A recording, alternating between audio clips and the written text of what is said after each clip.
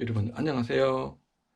예, 오늘은 넥스트 HR 앞으로 인사교육 HR이 어떻게 바뀌고 어떤 역할로 해야 되는지에 대해서 이야기 나눠보도록 하겠습니다.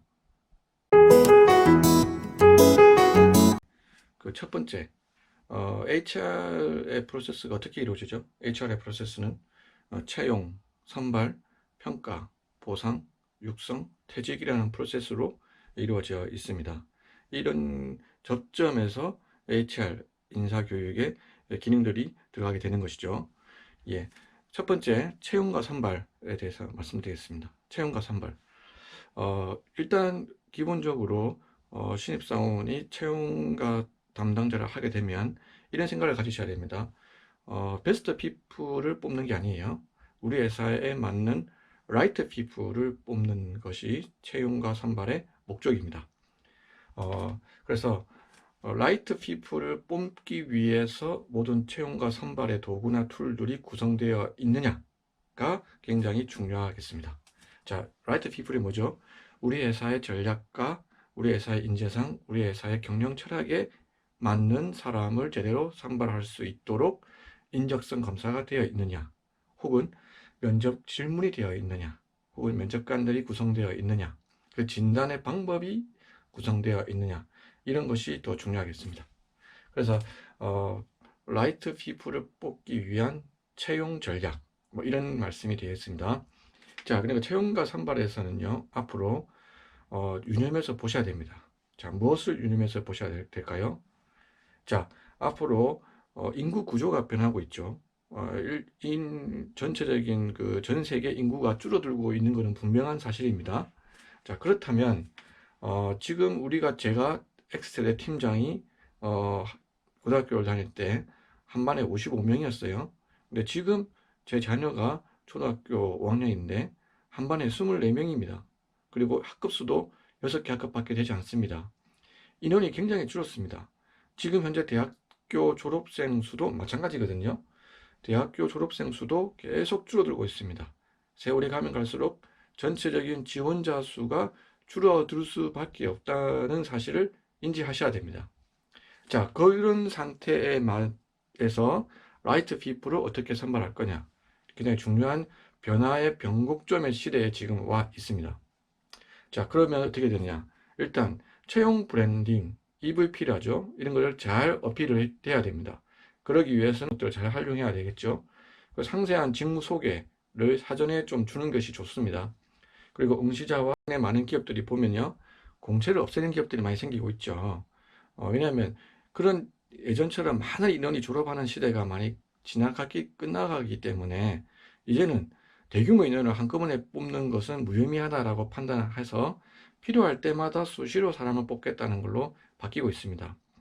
그래서 예전처럼 뭐 100대 1, 150대 1 이런 거는 시대가 가면 갈수록 오히려 줄어들 것입니다. 그래서 잘 가만히 생각해 보면 채용과 선발에서는 앞으로 이런 라이트한 피플을 사전에 확보하는 것이 굉장히 중요해졌다라고 보입니다.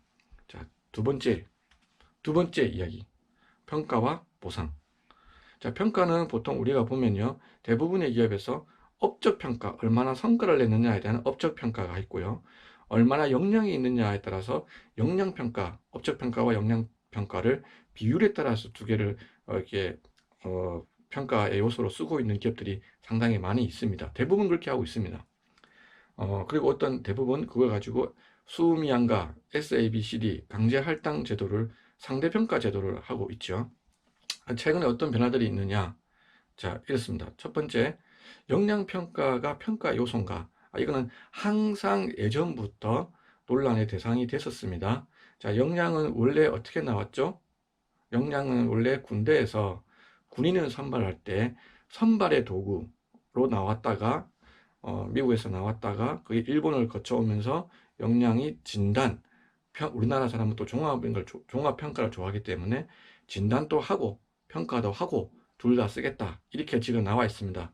그래서 어떤 학자들은 역량이 무의미하다는 학자도 있고 역량이 필요하다는 사람도 있고 분분합니다. 그런 회사의 전략의 판단에 따라서 하는 겁니다. 그래서 역량을 평가로 볼 거냐 진단으로 볼 거냐, 회사의 전략적 판단입니다. 두 번째, 강제 할당으로 상대평가라고 하고 있는 것들이 최근에는 많이 절대평가로 많이 바뀌고 있죠.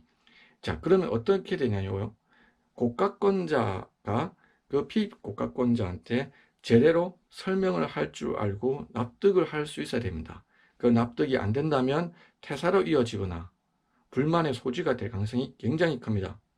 그래서 차라리 그게 아직 준비가 덜 됐으면 강제 할당하는 방법도 나쁘진 않다.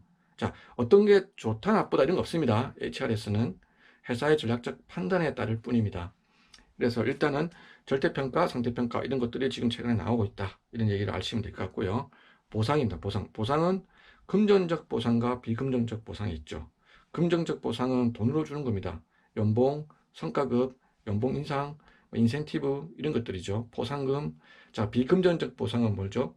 뭐 쉽게 설명할 수 있는 게 뭐 칭찬, 인정해 준다, 승진시켜 준다, 승격시켜 준다, 직무 순환시켜 준다. 네가 원하는 직무로 전환 배치해 준다. 이런 것들이 다 보상으로 들어갈 수 있는 겁니다. 앞으로는 금전적 보상보다는 비금전적 보상의 수요가 더 높아지고 중요해진다. 이렇게 보시면 되겠습니다.